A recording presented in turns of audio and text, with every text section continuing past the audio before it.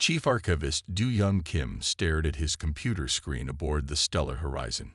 His eyes were wide with confusion. After 20 years of studying alien civilizations, he had never seen anything like this before. Jaya, could you come look at this? He called to his assistant. Jaya Park looked up from her own workstation and walked over to his desk. The research vessel's quiet hum filled the background as she leaned in to look at his screen. "What am I looking at, sir?" she asked, adjusting her glasses. "I found these while scanning Earth's old internet archives. They keep appearing with something called 'Hold My Beer' attached to them." Du Young pointed at the screen showing hundreds of video thumbnails. "I don't understand their significance." Jaya clicked on one of the videos. It showed a human jumping from the roof of one house to another while holding a sandwich. The person filming could be heard saying those strange words, "Hold my beer," just before the jump. "That's interesting," she said slowly. "Maybe we should check more of these." For the next 3 hours, Du Young and Jaya watched video after video. They saw humans doing increasingly amazing and dangerous things, racing cars through impossible gaps, catching dangerous animals with bare hands, and solving complex problems in the strangest ways possible. "This doesn't make sense," Du Young muttered, making notes on his tablet. "According to our safety protocols, at least 80% of these activities should be impossible or fatal. But these humans, they're succeeding." The ship's AI announced dinner time, but neither of them moved. They were too absorbed in their discovery. Jia pulled up another set of files. "Sir, look at this," she said excitedly. "These Hold My Beer incidents aren't just random events. Some of them led to actual scientific breakthroughs." Du Young leaned forward, his dinner forgotten. On the screen was a history of human innovations.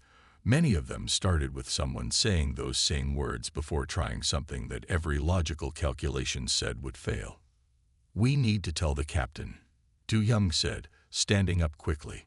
"This could change everything we know about human civilization." As they hurried through the ship's bright corridors, Jaya kept reading from her tablet. "There's more, sir." The phrase appears throughout their history, across all their cultures. It's like some kind of ritual for pushing boundaries. They reached the captain's office and knocked. Captain Myra Song looked up from her reports as they entered.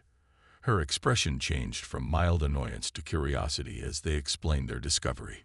"Let me get this straight," the captain said, leaning back in her chair. "You're saying humans have a specific phrase they use before attempting impossible things, and it often works." "Yes, Captain," Du Young replied. "And not just small things. Some of their major technological advances started this way. It's like they use recklessness as a research tool." Captain Song was quiet for a long moment. In her 30 years of space exploration, she had never heard of anything like this. The Galactic Council had strict protocols for innovation and discovery. Every step was carefully calculated and tested. But humans just said, "Hold my beer," and jumped in. "Send all of this to the Council immediately," she ordered. "And mark it as urgent. If humans can regularly achieve the impossible just by ignoring the fact that it's impossible," she shook her head in wonder. As Du Young and Jaya hurried back to their stations to prepare the report, they could hear excited whispers from other crew members who had overheard their conversation. The ship's usual quiet efficiency was broken by a buzz of curiosity. That night, as Du Young finished the report, he added a personal note. "In all my years of studying alien cultures, I never expected to find a civilization that turned reckless courage into a scientific method. The implications of this discovery could reshape our understanding of innovation itself." He looked at the screen one last time before sending the report. The familiar words glowed back at him. "Hold my beer." Somewhere on Earth, someone was probably saying those words right now, about to do something that would amaze and terrify the galaxy once again. Lead anthropologist Hyun-Woo Lee sat in his office aboard the stellar horizon, surrounded by holographic displays of Earth's Hold My Beer archives. He had not slept for 2 days, but he could not stop watching the videos. Each one seemed more incredible than the last. "Computer, play the next sequence," he said, rubbing his tired eyes. The computer showed a human fixing a complex machine by hitting it with a wrench. The repair method went against every technical manual in the galaxy, yet somehow it worked. Mei Ray Song, the ship's AI specialist, entered his office carrying 2 cups of coffee. She had been helping him sort through the massive amount of data. "You need to rest," she said, placing 1 cup on his desk. "We've been at this for 48 hours straight." Hyun-woo shook his head. "Look at this pattern, Mei Ray. When other species face an impossible problem, they stop and make careful plans.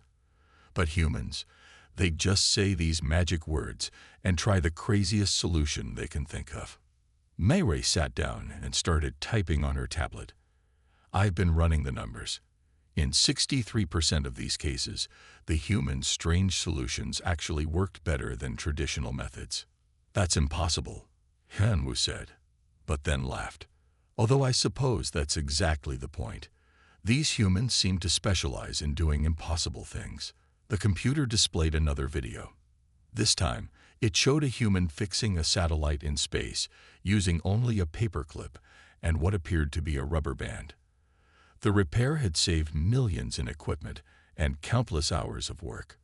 "Look at this classification system I've developed," Mei Ray said, showing him her tablet. She had organized the archives into categories: emergency repairs, physical feats, scientific discoveries, and engineering solutions. Each category had thousands of entries. "The most interesting pattern," she continued, "is how these incidents spread. When one human says, 'Hold my beer,' and succeeds at something impossible, others don't just copy the solution. They try to improve on it in even more impossible ways." Hyun-woo stood up and walked to the window, looking out at the stars. "It's like they've turned recklessness into an art form. A dangerous, brilliant art form." Their conversation was interrupted by an urgent message from the ship's communication system. The Galactic Council had received their initial report and was calling an emergency session. This had never happened before for a cultural discovery. "They want us to present our findings," Mei Ray said, reading the message. "In person. Tomorrow." Hyun-woo looked at the mountain of data they had collected. How could they explain this to the Council? The oldest and wisest species in the galaxy would have to accept that their careful, logical approach to progress had been challenged by humans saying, "Hold my beer." "We should focus on the results," Mei Ray suggested, sensing his concern. "Show them how this strange human method has led to real advances. Like this one." She pulled up a video of a human creating a new type of engine in their garage, using parts that should not have worked together. As they prepared their presentation, Hyun-woo noticed something else in the data. "Mei Ray, look at this. The success rate of these attempts increases when there's an audience. It's like having someone watch makes humans even more capable of doing impossible things." Mei Ray added this to their notes. "The Council needs to understand that this isn't just random behavior. It's a fundamental part of how humans solve problems. They turned 'that's impossible' into 'hold my beer and watch this.'" As night fell on the ship, they finished their report. The last page showed their main conclusion. Humanity had found a way to turn their species' most reckless impulses into one of their greatest strengths. The galaxy would never be the same after this discovery. The Grand Hall of the Galactic Council was filled to capacity.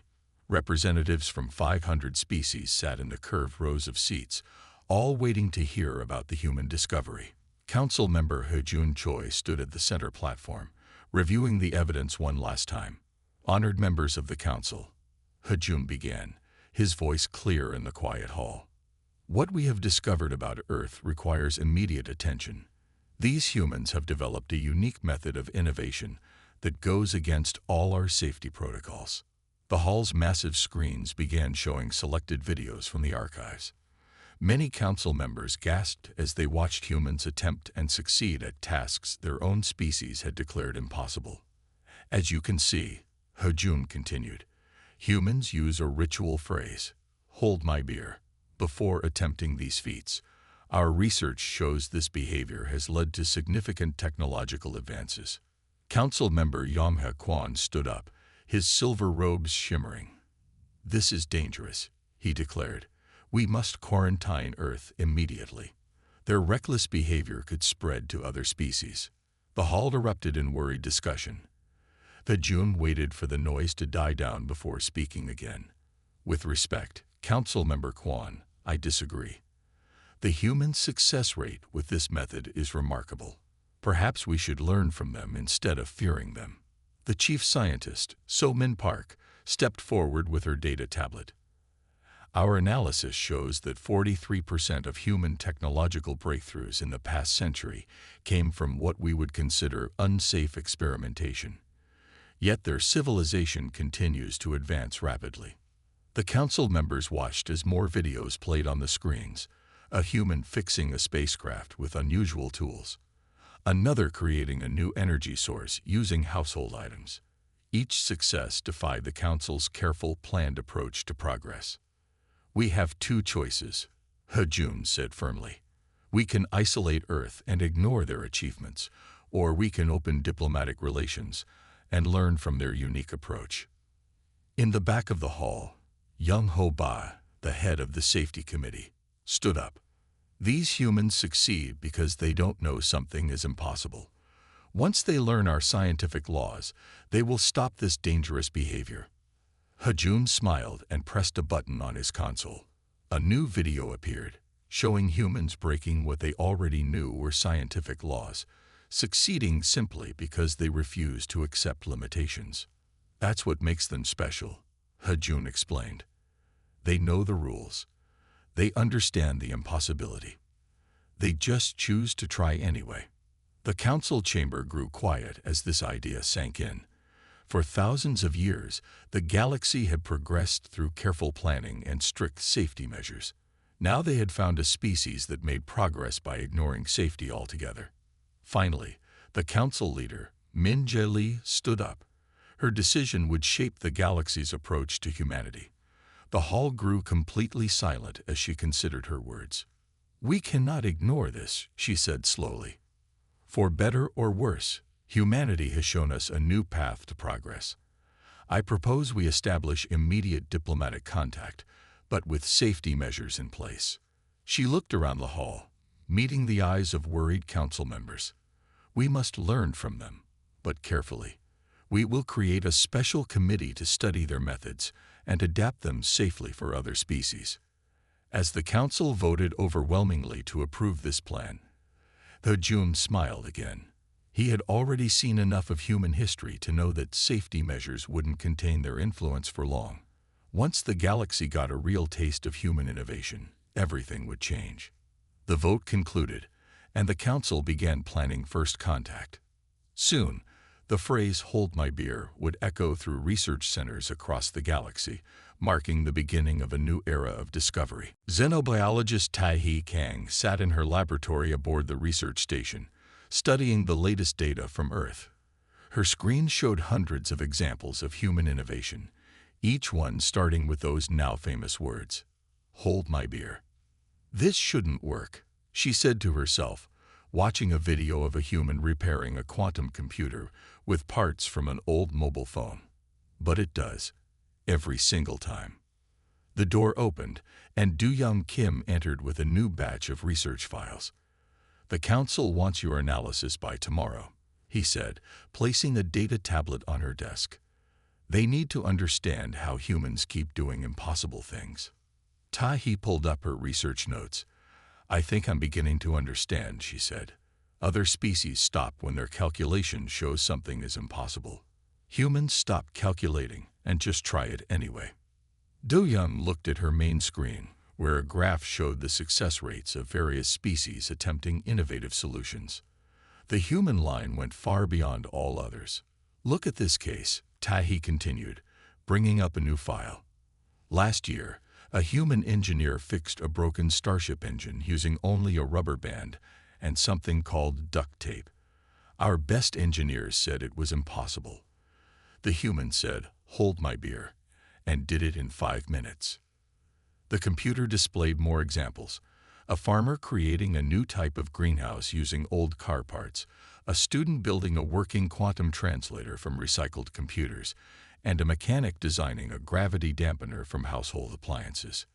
Each of these breaks at least 3 laws of physics, Du Young noted. Yet they all work perfectly. Tahi nodded. That's what makes humans special. They don't just ignore impossible things, they actively seek them out. It's like they see impossible as a personal challenge. She brought up another screen showing brain scans. When other species face an impossible task, their stress levels rise and they stop. When humans hear something is impossible, their brains show patterns of excitement and determination.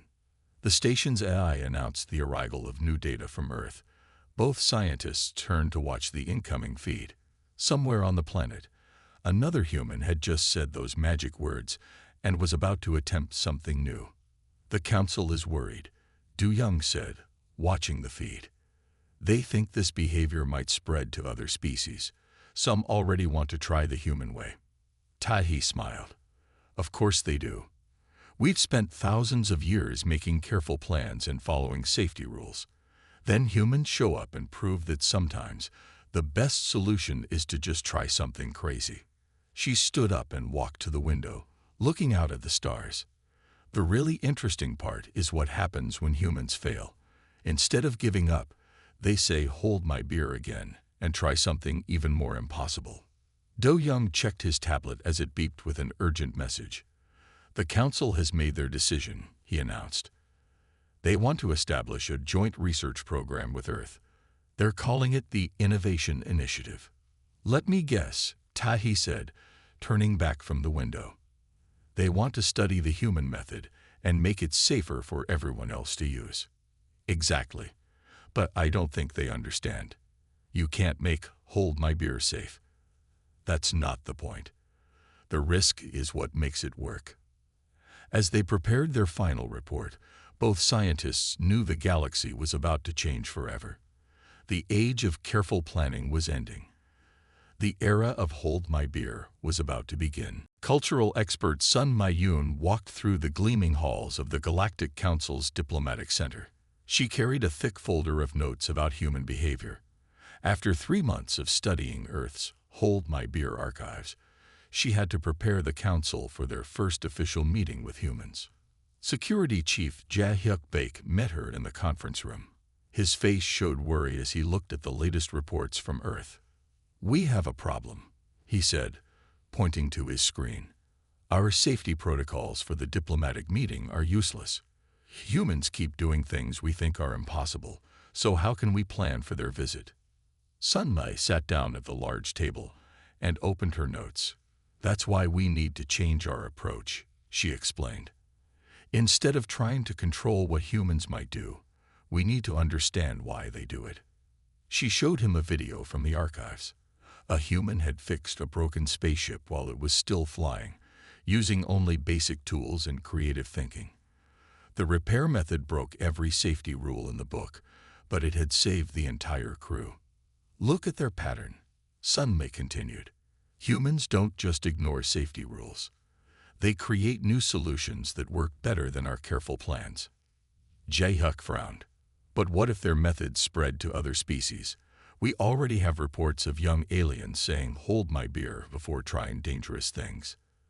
"That's exactly why we need this meeting," Sun Mai replied. "We must learn how humans manage this behavior." They turned reckless courage into a tool for progress. The room's display screen lit up with a message. The human delegation would arrive in 1 week.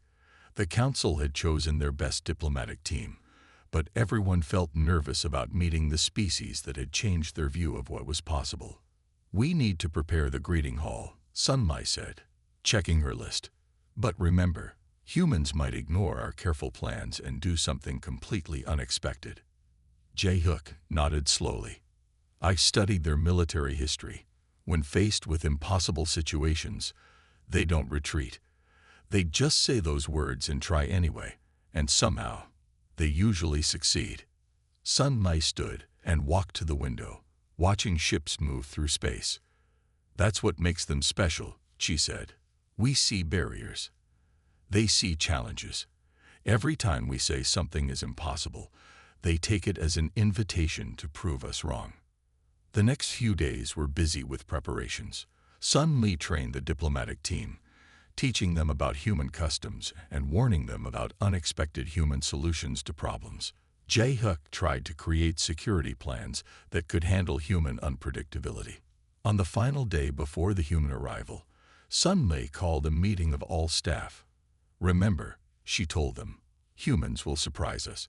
They will do things we think are impossible. Our job is not to stop them, but to learn from them." As she finished speaking, a message arrived from Earth. The human delegation wanted to know if they could bring something called a barbecue grill to the diplomatic meeting. Sun Mi smiled as she read it. "And so it begins," she said to Jae-hyuk. "They're already planning to do things differently than any species before them." That night, as the diplomatic center prepared for its most unusual visitors ever, Sun Mi made one final note in her report. "The galaxy has always moved forward through careful planning. Humans are about to show us a new way, one impossible achievement at a time." The Great Hall of the Galactic Council shimmered with light as the human delegation arrived. David Jin, the Korean-American astronaut chosen to lead Earth's team, walked confidently through the entrance. Behind him, his team carried what appeared to be ordinary household items, including the requested barbecue grill. Council leader Min-ji Lee stood from her central position. "Welcome, representatives of Earth," she said formally. "We are honored by your presence." David smiled and bowed respectfully. "We bring greetings from Earth," he said, "and we brought some demonstrations of human problem-solving methods." The council members watched nervously as the humans set up their equipment. Security Chief Jae-hyuk Baek checked his sensors repeatedly, trying to understand what the humans planned to do. "For our first demonstration," David announced, "we will solve the quantum communication problem your scientists have been working on for the past century." He turned to his team. "Ready?" His assistant handed him what looked like an old radio, a toaster, and several pieces of wire. The council members murmured in confusion. These were not proper scientific tools. David grinned. "Hold my beer," he said, and the council chamber grew completely silent. Everyone had studied those words in the archives, but hearing them in person was different. For the next 10 minutes, they watched in amazement as David connected the simple devices in ways that defied conventional physics. When he finished, he pressed a button on the modified toaster. Instantly, clear quantum signals appeared on all the council's communication screens. "Impossible," whispered Chief Scientist So-min Park. "The calculations say this cannot work." Yet the evidence was right in front of them. The humans had solved in minutes what the galaxy's best minds couldn't solve in 100 years. "Next," David said cheerfully, "we'll show you our solution for artificial gravity." He walked to the barbecue grill his team had brought. Security Chief Jae-hyuk stepped forward. "Surely you cannot create artificial gravity with cooking equipment," he said. David's smile grew wider. "Hold my beer," he said again, and began to work. 20 minutes later, the barbecue grill was floating in midair, creating a perfect gravity field around it. The council's scientific team rushed to take readings, their instruments showing results that should have been impossible. "This is why we came in person," David explained to the stunned audience. "We wanted to show you that our methods, while unusual, get results. Sometimes the best solution is the one that nobody else would think to try." Council leader Min-ji stood again. "We have seen enough," she said. "Earth's approach to innovation, while unconventional, clearly works. We propose an immediate technology sharing agreement." David nodded, but held up his hand. "On one condition," he said. "You must let us do things our way. No extra safety protocols. No committees. Just trust in the power of hold my beer." The council chamber erupted in discussion. Some members argued for caution, while others were already excited to try human methods. In the end, they had to admit that the results spoke for themselves. As the council voted to accept Earth's condition, David and his team began packing up their modified equipment. By the way, he said casually, that quantum communicator also makes excellent toast. The sound of laughter filled the chamber, breaking centuries of formal diplomatic tradition. The galaxy would never be the same. And perhaps that was exactly what it needed. 3 months after the first meeting with humans, the galaxy had changed more than anyone expected. In the prestigious Central Research Institute, young alien scientist Jun-Ho Park stood before his research team. He held what looked like a regular coffee maker, but it was about to change space travel forever. The traditional engines take 10 years to build, Jun-Ho explained to his watching colleagues. But I think we can make something better with this. He paused, then said the words that were now famous across the galaxy. Hold my beer. His supervisor, Do-Young Kim, watched with a mixture of worry and excitement. In the past, such an unplanned experiment would never have been allowed. But times had changed. Jun-Ho connected the coffee maker to various spaceship parts.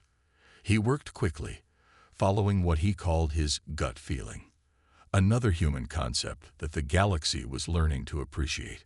Within 2 hours, he had created a working prototype of a new faster-than-light engine.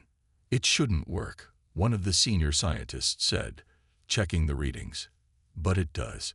It works better than our standard engines. News of Jun-Ho's success spread quickly through the galaxy's scientific community. Soon, other researchers began trying their own hold my beer moments. A team of Centaurian scientists fixed their planet's climate control system using parts from old entertainment units. A group of Proximan engineers created a new type of space station using recycled cargo containers. At the Galactic Council headquarters, Sun Ma-Yoon prepared her monthly report on the spread of human innovation methods. Her data showed remarkable changes across all scientific fields. Research speed has increased by 300%. She told the council. Some projects that we thought would take centuries are being completed in months, all because people are willing to try impossible things. However, not everything went smoothly. In a laboratory on Alpha Centauri, a young researcher said, "Hold my beer," before trying to create a new type of energy source. The experiment failed spectacularly, covering the entire lab in purple foam. But even this failure proved the value of the human approach. Instead of giving up, the researcher cleaned up the mess and immediately started planning an even more ambitious attempt. This persistence, this refusal to accept failure as final, was changing how the galaxy approached problems.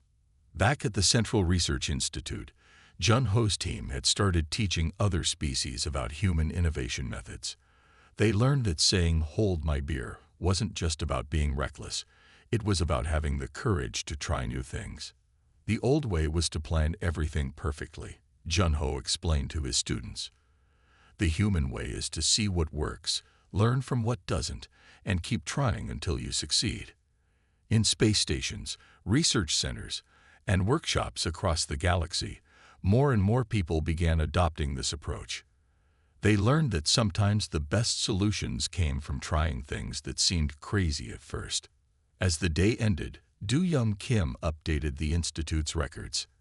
In just 3 months, they had made more scientific progress than in the previous 10 years. The human way of doing things might be unpredictable, but its results were undeniable.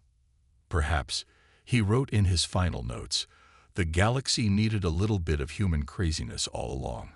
Sometimes the best way forward is to stop planning and just try something new. 1 year after the discovery of Earth's Hold My Beer archives, Chief Archivist Do-Young Kim stood before the Galactic Council to present his final report. The Great Hall looked different now. Gone were the formal decorations, replaced by a mix of traditional and human-inspired innovations. Honored council members, Do-Young began. What started as a simple archive discovery has transformed our galaxy. The phrase "hold my beer" is now recorded in 27,000 scientific breakthroughs across our worlds. He displayed images showing the changes. Research centers had replaced their strict rules with more flexible approaches. Young scientists now combined careful planning with human-style innovation. Even the most traditional species had started embracing the new methods. Council leader Min Ju Lee nodded in approval. Show us the numbers, she requested. Do Young brought up the statistics. Scientific progress has increased by 500%. We have solved problems that troubled us for centuries. But more importantly, we have learned to think differently. The screen showed examples from across the galaxy. A group of young researchers had created a new medical device using kitchen appliances. Another team had solved their planet's energy crisis with modified farming equipment. Each success started with those now famous words. The human approach has spread naturally, Du Young continued. We don't just copy their solutions, we understand their way of thinking. When we face impossible problems, we no longer stop at the first failure. Security Chief Ja-hyuk Baek, who had once worried about the risks, stepped forward to speak. We expected chaos, he admitted. Instead, we got progress. Yes, there are still accidents, but we learn from each one. The benefits far outweigh the risks. The council chamber's main door opened, and David Jin entered with his human delegation. They had come to hear the report about their influence on galactic civilization. David smiled as he saw the changes in the room, including a modified coffee maker that now powered the chamber's environmental systems. The phrase "hold my beer" has become more than just words, Du Young explained. It represents a new way of thinking. When we say it, we give ourselves permission to try impossible things. He showed final statistics about the galaxy's progress. New technologies were developing faster than ever. Species that had never worked together now collaborated on bold projects. The age of excessive caution had ended, replaced by balanced innovation. Most importantly, Du Young concluded, we have learned that progress comes from daring to fail. The human way teaches us that every failure brings us closer to success. The council voted unanimously to make the human approach an official part of galactic scientific method. As the members celebrated, David Jin approached Du Young with a smile. You know what this means? David asked, gesturing at the changed galaxy around them. It's your turn now. Show us what you can do when you stop worrying about what's impossible. Du Young looked at his final report, then at the waiting galaxy beyond the council chamber's windows. He smiled and spoke the words that had changed everything. Hold my beer. The future was uncertain, but that was exactly the point. The galaxy had learned that the greatest discoveries came from embracing uncertainty, from daring to try what seemed impossible. Thanks to a simple human phrase, a new age of exploration and discovery had begun.